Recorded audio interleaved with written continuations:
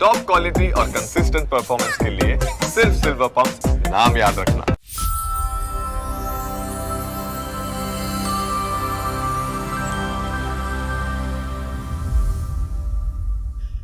ઘનશ્યામ દેસાઈનું નામ સામે આવે એટલે 3 વાર્તાઓ મનમાં આંટા ફેરા કરવા માંડે.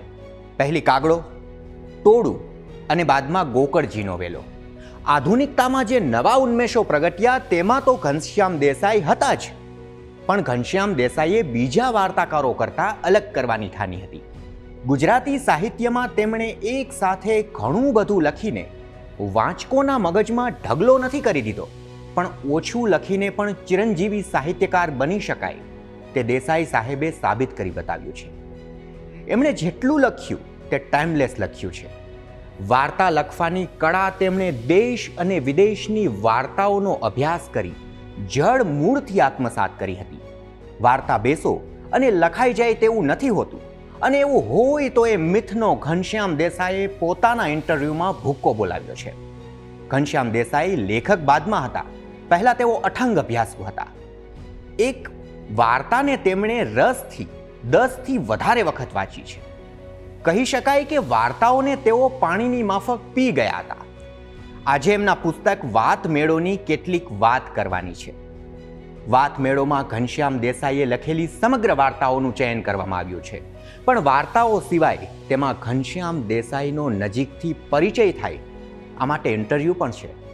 આ ઇન્ટરવ્યૂ નીતા રામૈયા, હિના શાહ અને કિરીટ દુધાતે 2004-2006ની વચ્ચે લીધેલા છે.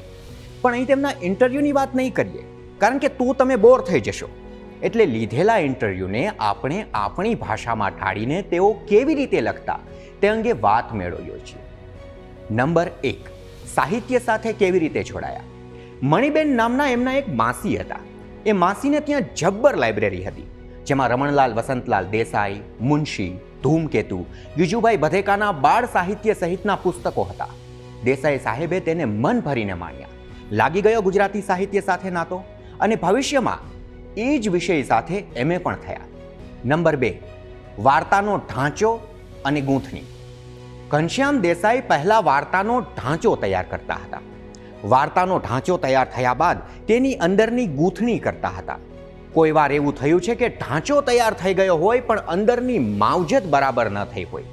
આવા સમયે એ વાર્તાઓ લખ્યા બાદ પણ પસ્તીની બાજુમાં રાખી દેતા, અને તેમની આવી વાર્તાઓનો આંકડો પણ મોટો છે. કાગડો વાર્તા આ રીતે જ આવેલી. પહેલા મગજમાં સ્પાર્ક આવ્યો એટલે ફટ દેખાની 4 લાઈન લખી નાખી, પછી ધીમે ધીમે કાગડાને ચિતરતા ગયા. ઘનશ્યામ દેસાઈનું સ્પષ્ટ રીતે માનવું છે કે વાર્તાનો પહેલો ઢાંચો તૈયાર કરો અને બાદમાં વિચારી વિચારી તેની અંદરનું કામ કરો. ભલે વાર લાગે, એક સરખી શૈલી કે ભાષા નહીં. ઘનશ્યામ દેસાઈની કોઈ પણ 2 વાર્તાની શૈલી કે તેની ભાષા એક સરખી નહોતી. પહેલી વાર્તા લખતા તો તેનાથી વિરુદ્ધ બીજી વાર્તા લખતા. તેમનું માનવું હતું કે 2 વાર્તાઓ એક સરખી ન હોવી જોઈએ. ઉપરથી ધ્યાન રાખતા હતા કે વાર્તામાં આવતા શબ્દો અગાઉ કોઈ બીજા લેખકની વાર્તામાં તો ઉપયોગમાં નથી લેવાયા ને. એમાંય કાગડો અને ટોળું લખતા તો લેખકના 9 નેજા નીકળી ગયેલા તેવું લેખકે ખુદ સ્વીકાર્યું છે. ખાસ તેઓ ટકોર કરે છે કે વાર્તામાં ગતિનું મહત્વ છે. આગવી ભાષા શૈલી અને શબ્દોના સંયોગથી તે ગતિ મેળવી શકાય. વાર્તામાં જેટલી ગતિ હશે, વાચકની વાર્તા વાંચવા માટેની અધીરાઈ પણ તેટલી જ વધી જશે.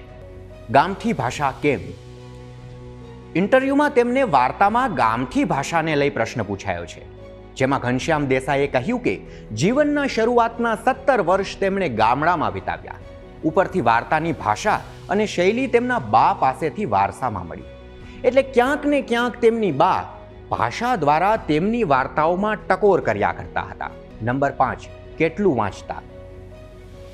ઘનશ્યામ દેસાઈ ભરપૂર વાંચતા. ખાસ તો સુરેશ જોશીની વાર્તાઓ વાંચી તેઓ વાર્તા લખવા પ્રેરાયા હતા. એક વખત વાર્તા વાંચે અને સંતોષ ન થાય તો ફરી વાર્તા વાંચે.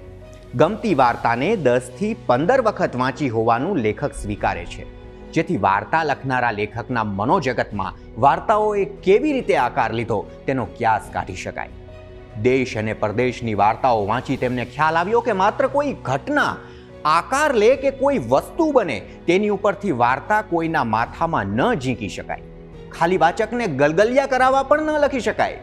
તેની પૃષ્ઠભૂમિમાં ક્યાંક સમસ્યાનો નિચોડ પણ હોવો જોઈએ. આમ વાંચન દ્વારા તેમની અંદર વાર્તા લખવાનું ઘડતર થયું. તેમના અંગત પુસ્તકાલયની વાત કરીએ તો 2000 પુસ્તકો તેમની પાસે હતા, જેમાં ખાસ કરીને હિન્દી અને અંગ્રેજી. કયા વિદેશી લેખકો પસંદ હતા? સાર્થ, કામુ, કાફકા, હેમિંગવે, આલ્બર્ટો મોરાવ્યો જેવા લેખકો તેમને પ્રિય હતા. પણ આ તમામમાં દોસ્તોયેવસ્કી તેમને અતિ પ્રિય હતા. તેમને જેટલી વખત વાંચતા તેટલી વખત નવીન લાગતું હતું. ચેખોવની વાર્તાઓ ખૂબ ગમતી હતી. આર્થર મિલરના નાટકો પણ રસથી વાંચતા હતા.